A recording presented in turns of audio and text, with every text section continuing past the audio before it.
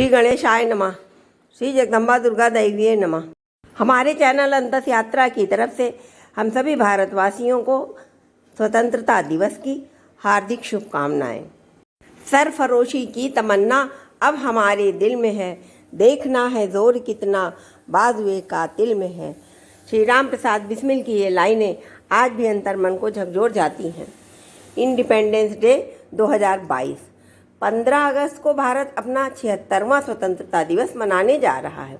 आज़ादी को पूरे 75 वर्ष पूर्ण होने की खुशी में हमारे प्रधानमंत्री श्री नरेंद्र मोदी जी ने आज़ादी का अमृत महोत्सव मनाने का फैसला लिया है। 15 अगस्त के उपलक्ष्य में हर घर तिरंगा अभियान चलाया जा रहा है ताकि लोगों को भारतीय ध्वज फहराने के लिए प्रोत्साहित किया जा सके। आज़ादी के अमृत महोत्सव के उपलक्ष्य में तरह तरह के रिकॉर्ड बनाए जा रहे हैं। कहीं सबसे लंबा तिरंगा फहराया जा रहा है तो कहीं हर घर तिरंगा अभियान चलाया जा रहा है। आज की पीढ़ी सौभाग्यशाली है जो आज़ादी की हवा में सांस ले रही है। स्वतंत्रता का वास्तविक मूल्य वही समझ सकता है जिसने गुलामी के दिन जिए हैं। इसलिए हमें अपने गौरव व सम्मान के प्रतीक तिरंगे को अपने घर में फहराते समय उसकी गरिमा का पूर्ण ध्यान रखना चाहिए और उसके सभी संवैधानिक दिशा निर्देशों का पालन अवश्य करना चाहिए।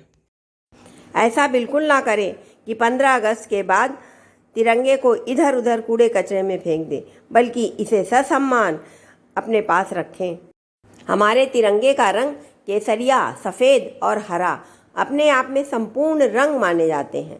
रंगों का चयन भी अपना एक विज्ञान है क्योंकि यह आँखों के माध्यम से मस्तिष्क पर प्रभाव डालता है और हमारा तिरंगा इन सब का सर्वोत्तम प्रतीक है।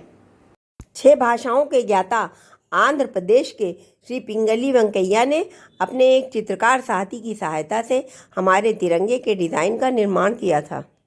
15 अगस्त के दिन ही हम आज़ादी का ये दिन मनाते हैं। जानिए इसके पीछे के तथ्य क्या हैं। क्यों इसी दिन आज़ादी का जश्न मनाते हैं। ये दिन ही क्यों आज़ादी देने के लिए चुना गया। पहले 1930 से लेकर 1947 तक 26 जनवरी के दिन भारत में स्वतंत्रता दिवस के रूप में मनाया जाता था। इसका फैसला 1929 में हुए भारतीय राष्ट्रीय कांग्रेस अधिवेशन में हुआ था जो लाहौर में हुआ था। इस अधिवेशन में भारत ने पूर्ण स्वराज की घोषणा की थी। इस घोषणा के बाद सविनय अवज्ञा आंदोलन के लिए भारतीय राष्ट्रीय कांग्रेस द्वारा भारतीय नागरिकों से निवेदन किया गया था। साथ ही साथ भारत की पूर्ण स्वतंत्रता तक आदेशों का पालन समय से करने के लिए कहा गया था। उस समय भारत में लॉर्ड माउंटबेटन का शासन था। माउंटबेटन ने ही निजी तौर पर भारत की स्वतंत्रता के लिए 15 अगस्त का दिन तय करके रखा था। बताया जाता है कि इस दिन को वे अपने कार्यकाल के लिए बहुत ही सौभाग्यशाली मानते थे। इसके पीछे दूसरी खास वजह यह थी कि दूसरे विश्व युद्ध के दौरान 1945 में 15 अगस्त के दिन ही जापान की सेना ने ब्रिटेन के सामने उनकी अगुवाई में आत्मसमर्पण कर दिया था। माउंटबेटन उस समय सभी देशों की संबद्ध सेनाओं के कमांडर थे। लॉर्ड माउंटबेटन की योजना वाली 3 जून की तारीख पर स्वतंत्रता और विभाजन के संदर्भ में हुई बैठक में ही यह तय किया गया था। 3 जून के प्लान में जब स्वतंत्रता का दिन तय किया गया, उसे सार्वजनिक रूप से घोषित किया गया। तब देश भर में ज्योतिषियों में आक्रोश पैदा हुआ क्योंकि ज्योतिषीय गणना के अनुसार 15 अगस्त 1947 का दिन अशुभ और अमंगलकारी था। विकल्प के तौर पर दूसरी तिथियां भी सुझाई गईं, लेकिन माउंटबेटन 15 तारीख की तारीख पर ही अड़े रहे। ये उनके लिए खास तारीख थी। आखिरकार समस्या का हल निकालते हुए ज्योतिषियों ने बीच का रास्ता निकाला।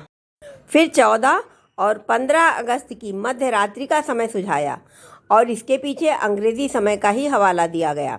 अंग्रेज़ी परंपरा में रात 12 बजे के बाद नया दिन शुरू होता है।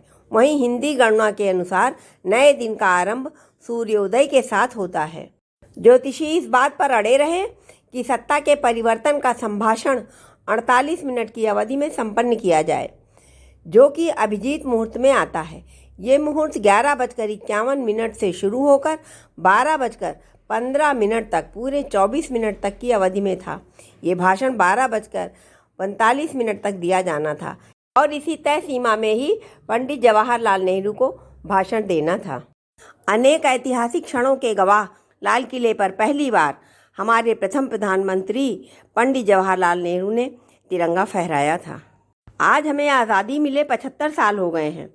हम आज़ादी का अमृत महोत्सव मना रहे हैं, लेकिन हमारा देश महिला विरोधी अपराध, भ्रष्टाचार, हिंसा, नक्सलवाद, आतंकवाद, कट्टरवाद, गरीबी, बेरोजगारी, अशिक्षा, भ्रूण हत्या, बाल विवाह, असमानता, लिंग भेद जैसी गंभीर समस्याओं से जूझ रहा है।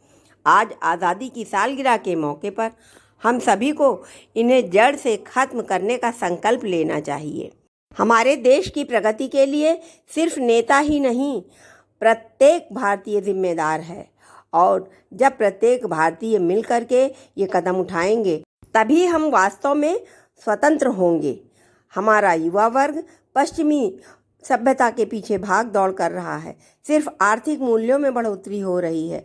इसके बजाय हमें अपने नैतिक मूल्य का उत्थान करना चाहिए। आर्थिक और औद्योगिक विकास के साथ हमारी भारतीय संस्कृति का भी विकास होना चाहिए। आइए इस स्वतंत्रता दिवस पर हम सभी भारतीय एकजुट होकर मिलकर ये संकल्प करें कि हम अपने नैतिक मूल्यों और अपनी सनातन संस्कृति का पतन नहीं होने देंगे, वरन उसके विकास में सतत सहयोग देंगे। जय हिंद, जय भारत माता।